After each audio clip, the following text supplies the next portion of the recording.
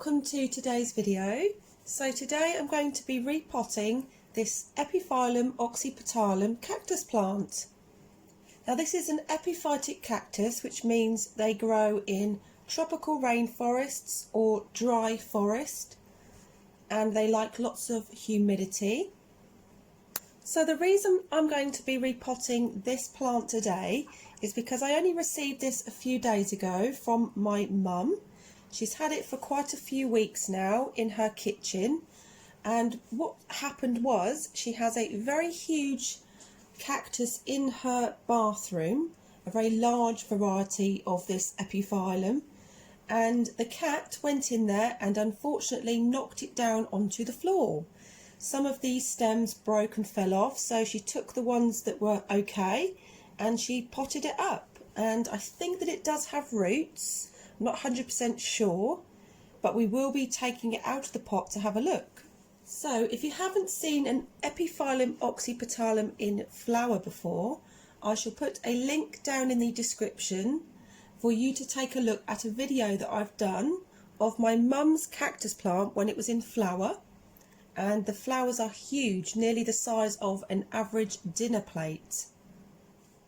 So these ones flower at night time, and the blooms don't last very long at all, so you have to be quick to spot them and to watch them as they open up, and they have an immense perfume to them. When they were in flower, my mum said it filled her entire house with an exotic perfume smell, and that it smelled fantastic. So I'm hoping that mine will one day get as big as hers and flower. So what we're going to be doing is taking it out of the pot, checking the roots and to see how well established it already is, and just because it's my preference, no disrespect to my mum, this soil is absolutely fine, so I'm going to change it to a pine bark which contains ceramous clay. Now this is just an ordinary orchid bark mix that you can get from your local store here in the UK, and it contains pine bark and ceramous clay.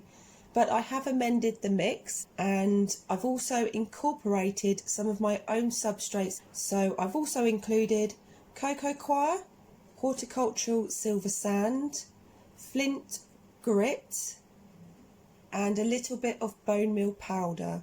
So I've only added the sand because it helps break up the cocoa coir and makes it a little bit more less stodgy. So we'll take a look at the mixture I'm going to be using. So here's the mixture. Now you can see these orange pieces are the ceramous clay, and you can see the sand in there, and you can see the cocoa coir and the bark chips, and you can also see just about the grit gravel in there. So this is what I prepared earlier on, and I've already sterilised it in my microwave just to make sure that the pine bark is sterile, because sometimes when you buy these things from the store, they're not very sterile, they've been sat around for a while, so I always sterilise it anyway.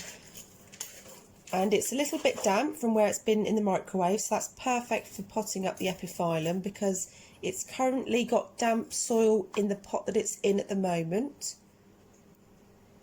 So let's just take a quick look at the epiphyllum itself. So just here you can see this little tiny growth that's coming out of one of the areoles, so that's starting to produce a new shoot there.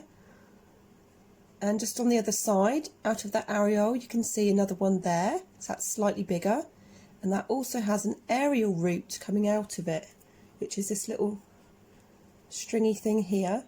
That's an aerial root, which is completely normal, so you don't need to worry about those.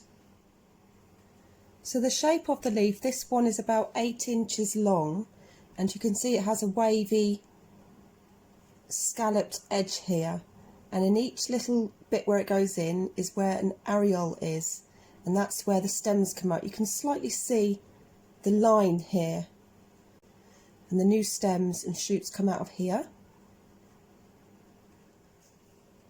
So these aren't technically leaves, they're actually modified stems. So we've got a smaller piece of cutting here.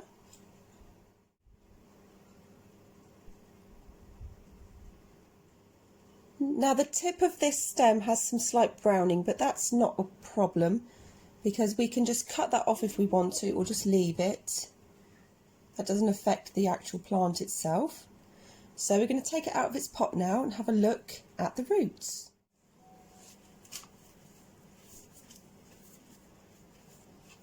So my mum rooted these cuttings over the summer of this year, so obviously the temperatures were a lot hotter then, and that facilitates the development of roots.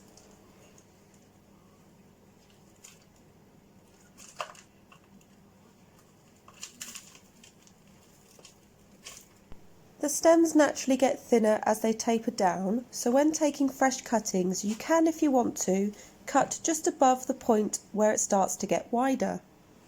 Okay, so we've got it out of the soil now. I've just discarded the rest of the soil. So it does have some root system there, so that's good. And I'll clean off all the soil and then I'll show you what it looks like. So this one's got a root system as well, which is great because look how small it is.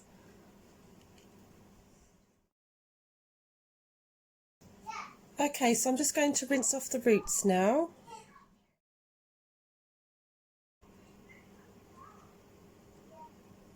So I'm not going to clean it off too much because I don't want to break off the roots. But what's interesting is this really huge, I'm guessing, root. And this is the smaller one, so look how tiny this one is, but it has some roots there.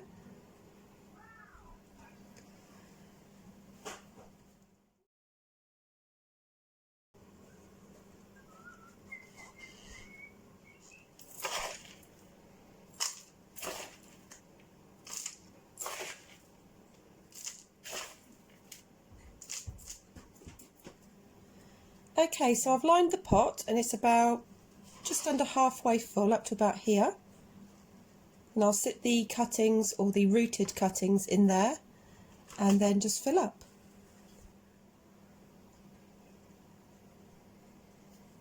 And I'm going to bury that because it was buried before in the soil. So I'll have to hold that there because it's going to topple over.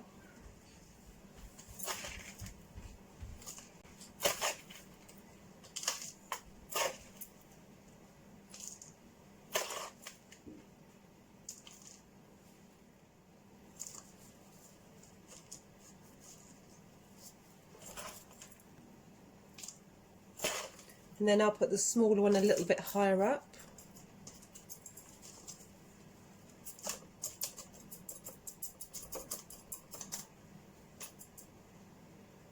So I'll put a bit more soil in there, or potting mix I should say, because it doesn't contain any soil.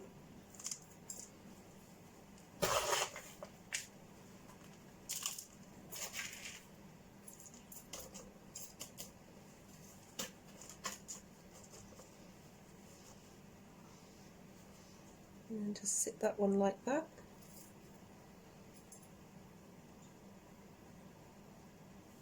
And then put a little bit of mixture around it just to keep the roots covered.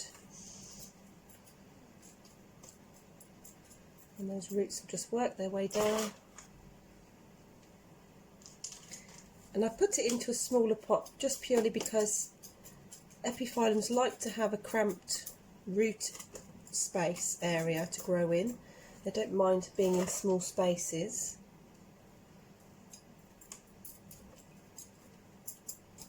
And I won't be putting any top dressing on this for now, so I just want to be able to just keep an eye on it, and if I need to take it out I can do it a bit easily without messing up the top dressing and mixing it in.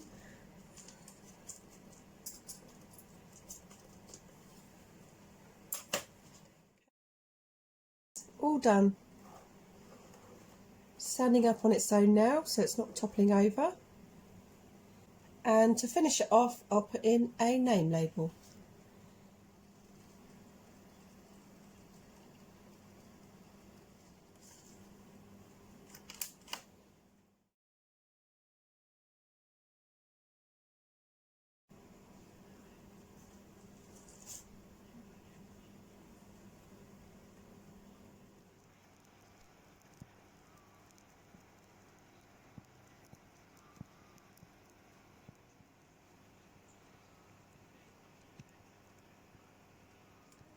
Okay, so thank you very much for watching my video, and thank you to all my subscribers, and thank you to all of those that have subscribed recently.